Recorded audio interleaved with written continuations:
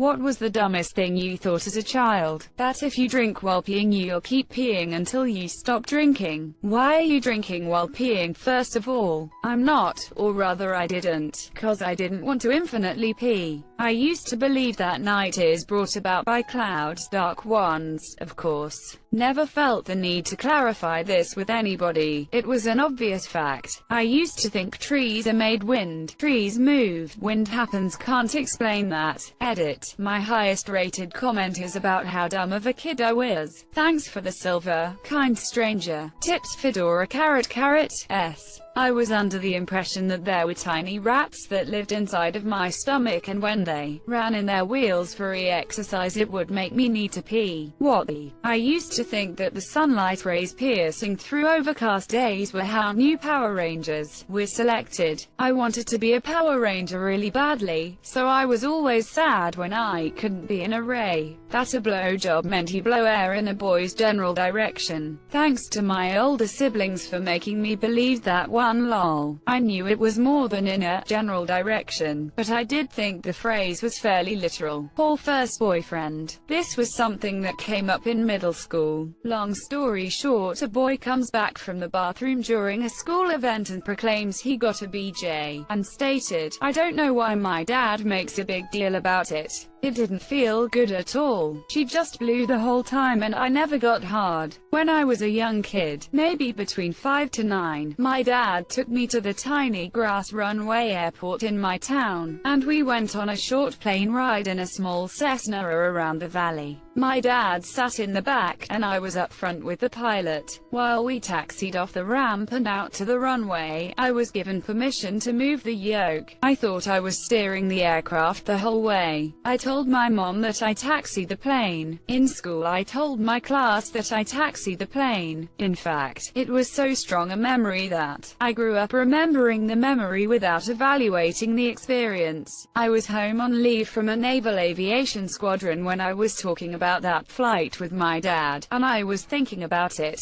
and I had this long pause. And I said, "Holy, Dad, I just realized that I wasn't steering that Cessna." My father laughed his off. "Why did you realize you weren't steering? Is a yoke some kind of steering mechanism that only works in the air and they have a different way to steer on the ground?" "Yes, you are right. The steering is done with the foot pedals which connect to the rudder on the vertical edge of the tail of the aircraft. What I was moving would only move the ailerons which would control the roll of the plane during flight.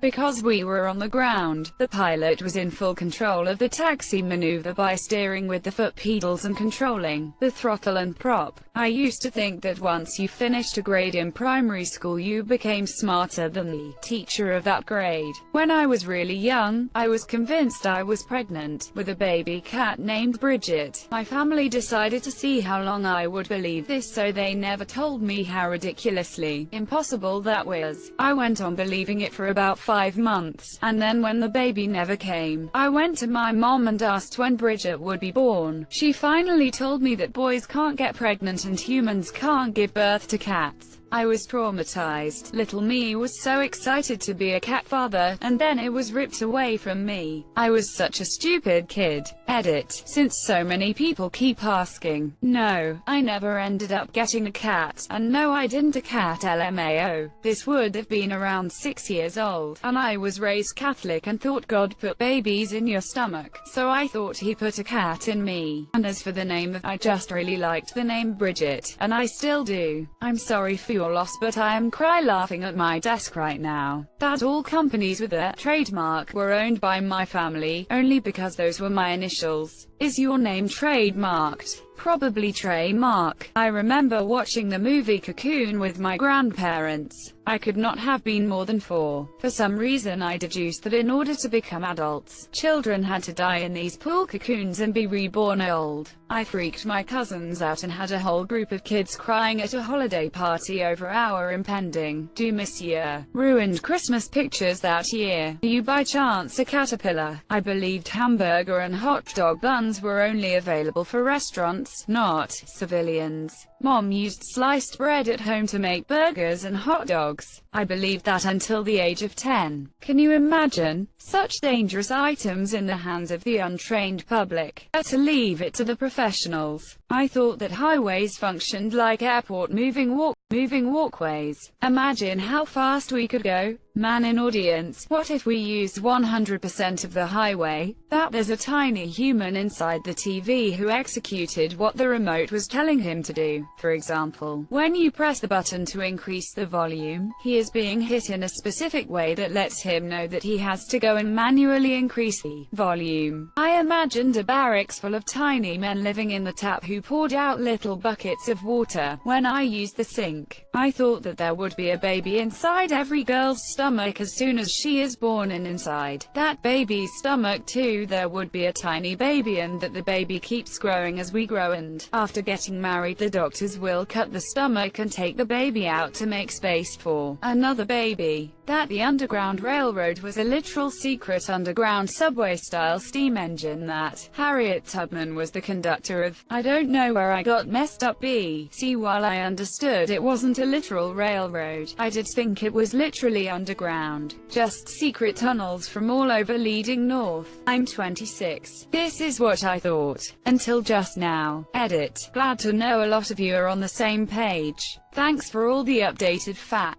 And the silver. I guess we weren't super wrong. Thanks to other Redditors, I learned that a lot of the hiding places on the Underground Railroad were cellars, basements, mines, etc. So technically we're not wrong. Just not crazy tunnels stretching hundreds of miles. This was fun, smiley face. That if people are going to study something they just sit in a circle with other students and think about what they want to do. As soon as they find out, they are done and they can leave. I wish lol. I like the way younger you thought. Though we'd have too many Lego engineers if that was the method. Can you ever have too many Lego engineers? I always thought that kids were born with yaw. So one day, you would go to the toilet and take a dump, and then if you looked down there would be a child. And I thought that if you didn't check you might accidentally flush the baby. My older siblings told me that mom me out and tried to flush me down, but I managed to crawl out. It explained why I was a naturally good swimmer. I felt terrible as a kid to eat.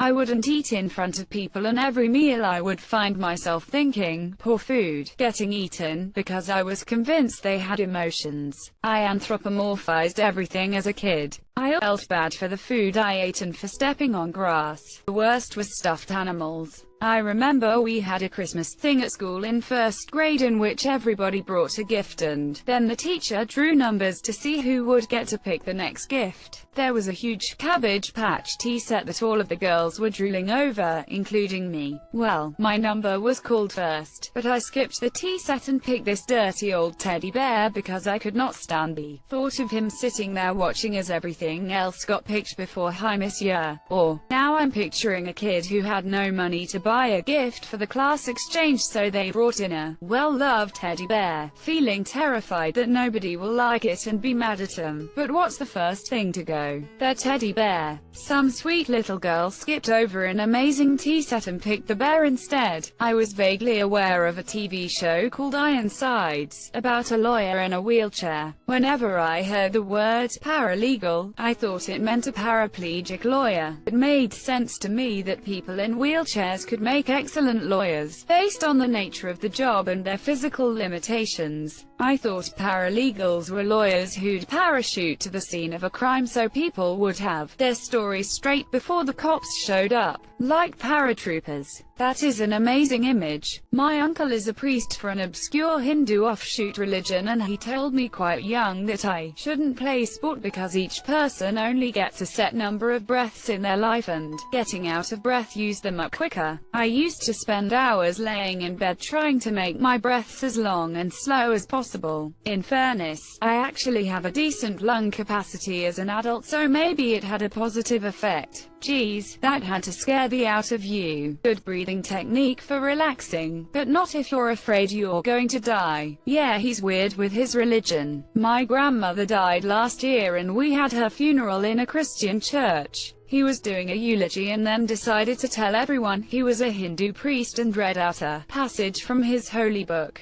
He hadn't pre-warned anyone about this. I don't think I've ever seen anyone hold back rage more than the vicar at that moment. I used to believe that people that spoke other languages translated their language to mine in their head. OMG. I thought for years that French people thought in English but translated things in their head before they said them. I just assumed learning, speaking French was as difficult for them as it was for me. It wasn't until I was probably 11/12 and really thought about it that I realized they think in French.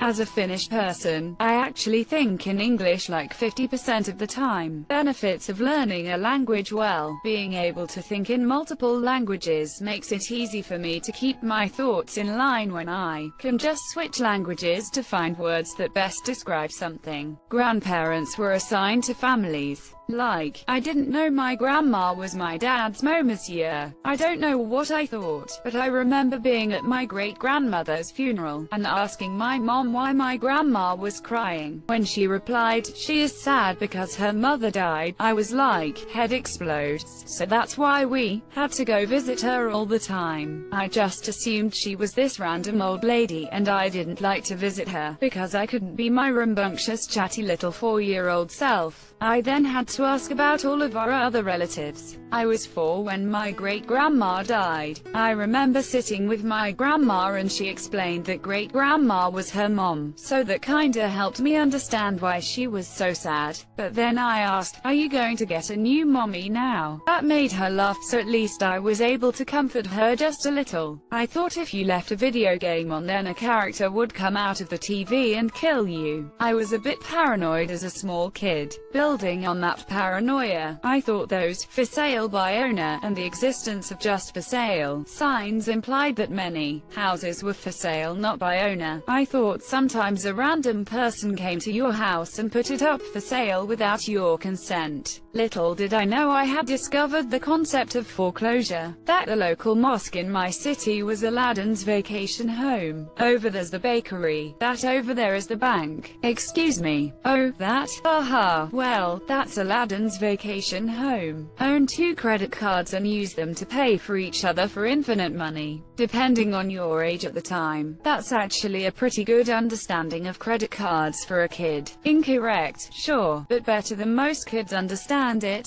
Honestly, I've seen adults with a worse understanding. I knew someone who thought she could just buy whatever as long as she could make the minimum payment.